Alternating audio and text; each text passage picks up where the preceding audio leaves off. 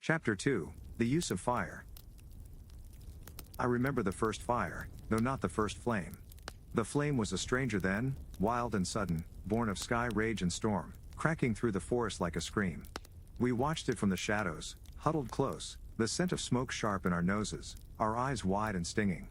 It danced and devoured, licking the trees until they fell with thunderous groans. We feared it, rightly so.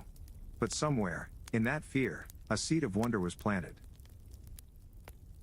It was not until much later that we learned to call the fire to us, to coax it like a child from stone and spark. I watched an elder, his back hunched like an old tree, crouch beside a dry bundle of grass. He held two stones, and with careful rhythm, struck them together. At first, I thought it was madness. He muttered softly, a chant perhaps, or simply the sound of breath working through patience. Then, a spark, a whisper of light. The grass caught, smoked, flared. We all gasped as if a star had fallen into his hands.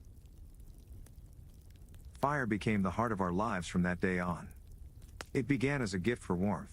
The nights were no longer teeth and wind, no longer the endless shiver that made bones ache and jaws clench. We gathered around the flames, like petals around a flower. The heat seeped into us, slow and deep.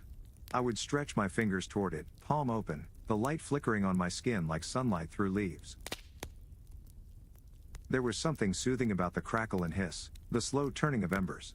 It was a language, I thought, the voice of something ancient that had been waiting for us to listen. I would watch the sparks rise into the night like fireflies, drifting upward until they vanished into the sky. I used to imagine they became stars. But fire was more than comfort.